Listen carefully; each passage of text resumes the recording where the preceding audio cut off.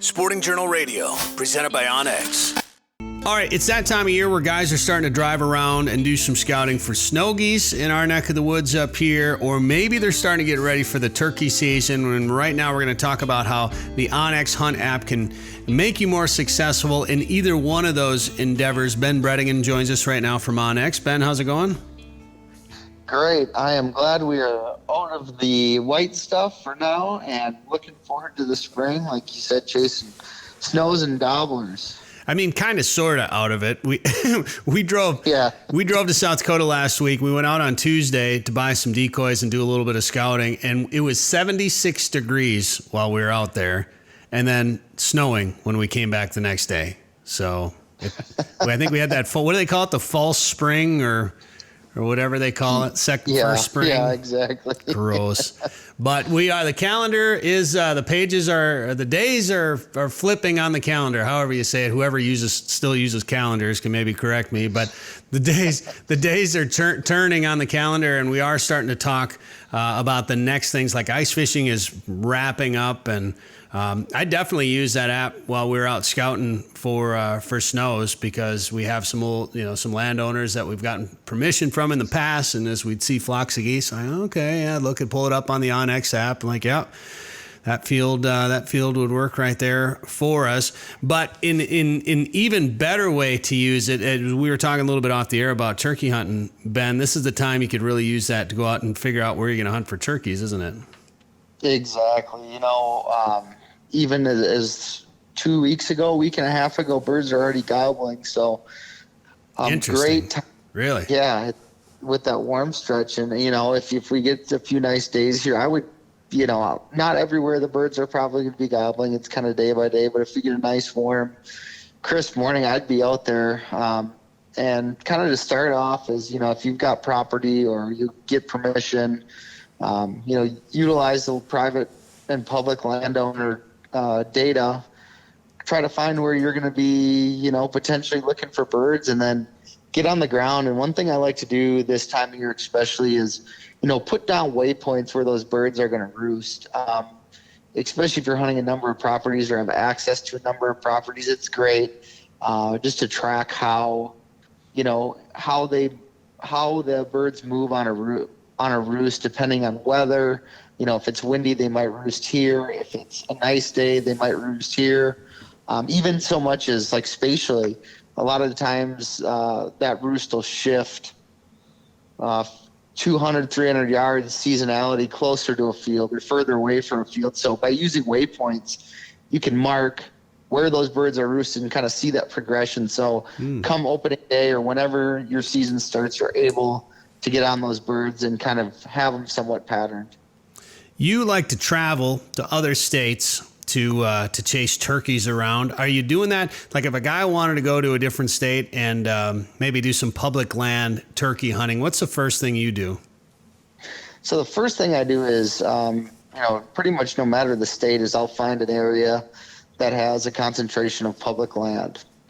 And that's the biggest thing. You have a lot of different options. If let's just say you go out to an area and then you're banking on these 1 or 2, maybe 100-acre parcels of land to hunt.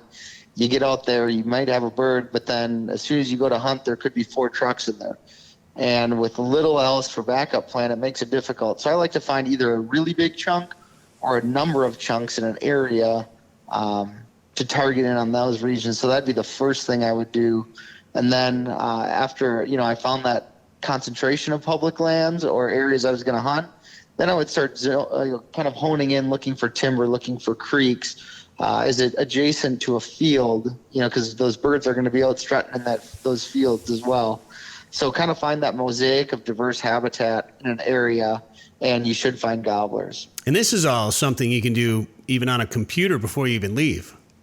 I am sitting on my computer right now looking at turkey spots. I could potentially hunt in Kansas. So, how often have you got waypoints marked on your app, say from a couple of years ago, and you can go back there again this year? I'm assuming you'll go back to some of those spots year after year. How often do you find birds in some of those same places? Quite frequently. Turkeys, deer, fish, everything. are creatures of habits, and they have specific habitat needs. So good habitat is good habitat. And, it's like fishing. There's a great, let's just say, rocky point area that fish funnel around. You could pluck one of them off, but another fish is going to come in there as well, because that is the prime habitat. So year after year, that's why dropping those waypoints is important, because year after year you'll find birds consistently in those same locations. Obviously it might not be the same bird, but that habitat is prime to be in. I always tell people when they go pheasant hunting, what I say, well, try this back corner right here. I've found birds back there in the past, and it's the same kind of thing. There's usually a reason they're in those places. And it's habitat, food. There's a reason that they're there, and it just amazes me sometimes how you can find. Even when you look at a patch of grass, like there's one piece that I hunt.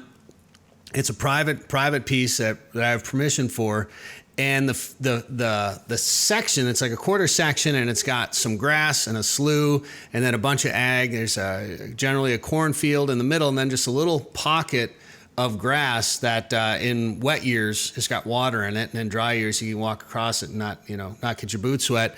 But there's that little tiny chunk, and I always cut all the way across the cornfield to get to that little tiny chunk, because there's always birds back there.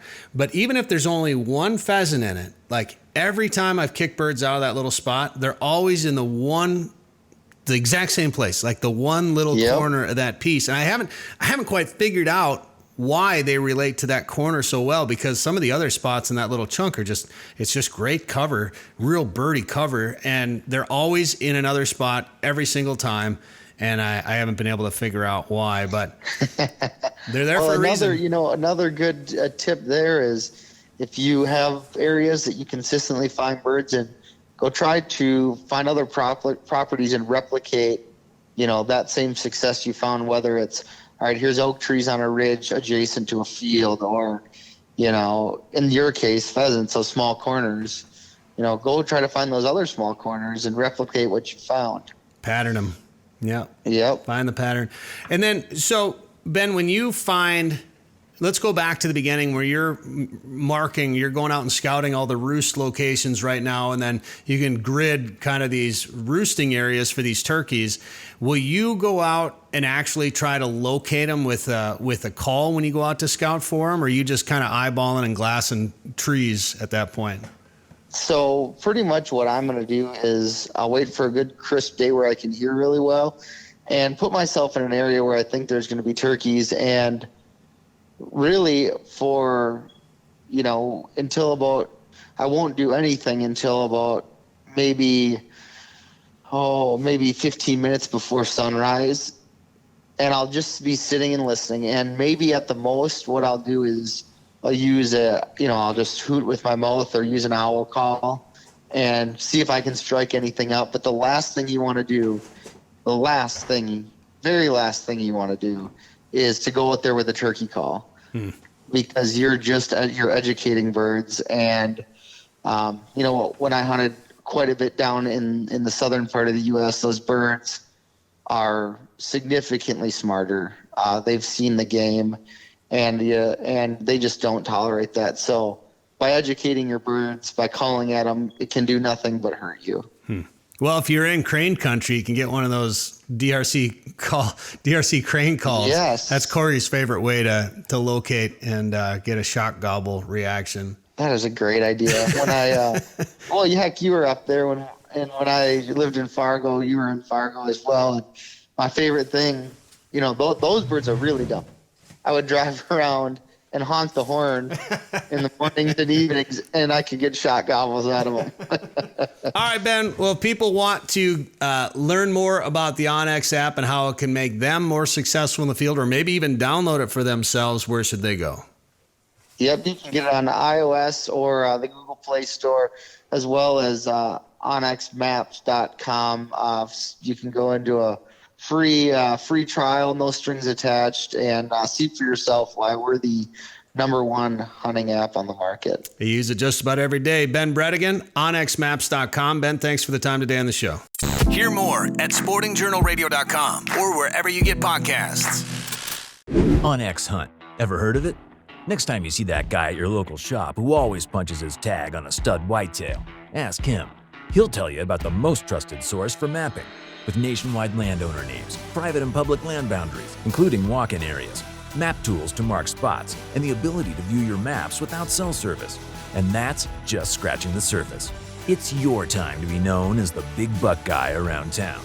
Download the leader in hunt mapping on Google Play or the App Store. OnX Hunt. Know where you stand.